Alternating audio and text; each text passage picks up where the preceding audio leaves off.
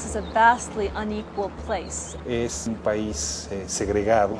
Mexico has managed to produce the third richest man in the world, when this is a country where 17 million people live on less than $2 a day. Hay el México de arriba y el México de abajo. And up to now, they have coexisted in an uneasy tension.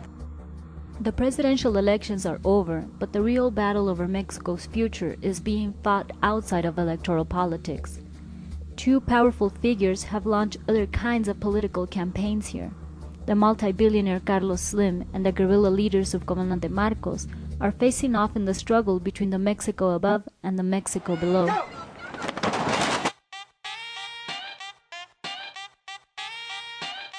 Carlos Slim is the richest man in Latin America and third richest man in the world.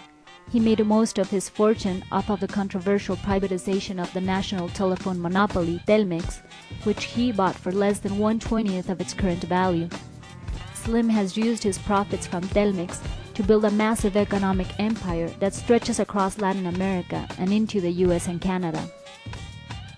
We've witnessed a massive transfer of wealth from the citizens of this country into his coffers. Steaming Mexico, other invasions. When Mexico is spoken of in the U.S., it is usually as the place from which tens of thousands of Mexicans immigrate annually. The view from the other side may be somewhat different, as U.S. businesses like the huge store chain Walmart insinuates itself into the nation's urban and suburban areas, growing like kudzu in the summer sun.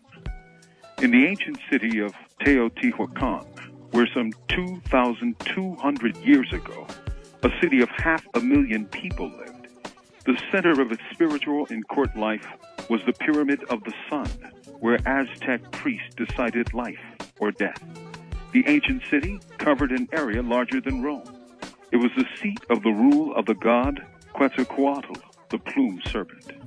Today, in the shadow of the pyramid, sits the latest Walmart, one of 687 superstores throughout Mexico.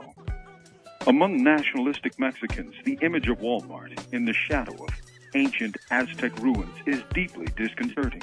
Rafael, a native of the Gulf region of Veracruz, said, "It is like an invasion, a new conquest." As Walmart and her corporate sisters have invaded Mexico for cheap labor, so too have the anti-labor and anti-indigenous attitudes from the U.S. In San Salvador, Atinco recently, a cop riot attacked flower vendors in an attempt to drive out small businesses to open the way for bigger businesses. In their frenzy, the police killed a 14-year-old boy, Javier Cortez Santiago. Another boy, 16 years old, is reportedly in critical condition. In the press statement issued within minutes of the widely televised attack, an angry Zapatista Subcomandante Marcos made the following statement. "Years ago here, in the Plaza of the Three Cultures, there was a massacre, and the government at the time said the army had been attacked. And a long time passed before someone asked what the army was doing at a student rally. And now it doesn't even occur to those communication media, including the radio, to ask what the armed forces, the police, were doing in San Salvador, Atenco.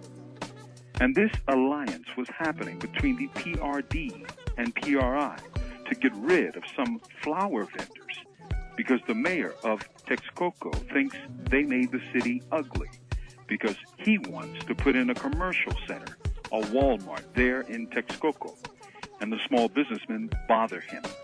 Now the PRD, allied with the PRI at the state level, and now also allied with the PAN at the federal level, is going to have to notice all of this death." Subcomandante Marcos announced that the Zapatista Army of National Liberation was put on red alert. His reference to the earlier army attack was to the events of 1968, when Mexican students were massacred by the government. Several weeks ago, 800 army troops attacked Sicarza Steel Mill in Michoacan, Mexico, before being repelled by some 500 workers. Steelworkers seized the plant after the government announced plans to remove their elected president. Also, workers are protesting the police killing of 2 steel workers, Jose Luis Castillo Zuniga and Hector Alvarez Gomez, who were among the 70 other workers hurt when cops used tear gas and live fire to try to retake the plant. The struggles in Mexico have long and complex histories, but almost all of the present unrest can be traced to NAFTA, the North American Free Trade Agreement. Although promised to Americans as a boon to the economy, it has wreaked havoc on both sides of the border. If it has been a boon, it was to big business, which is getting products made at cheaper cost and therefore making bigger profits. The war against labor cannot be and has never been just a national one. While the NAFTA Pact was sold as free trade, in reality it meant freedom for businesses, yet difficulties for labor. In Mexico, Walmart pays its non-union workers 13 pesos an hour, or about $1.20. Sounds almost free, all right. From Death Row, this is Mumia Abu-Jamal. These commentaries are produced by Noel Hanrahan for Prison Radio. Mexico's moved from the perfect dictatorship to the perfect monopoly because in the past the ruling party had a perfect monopoly on power.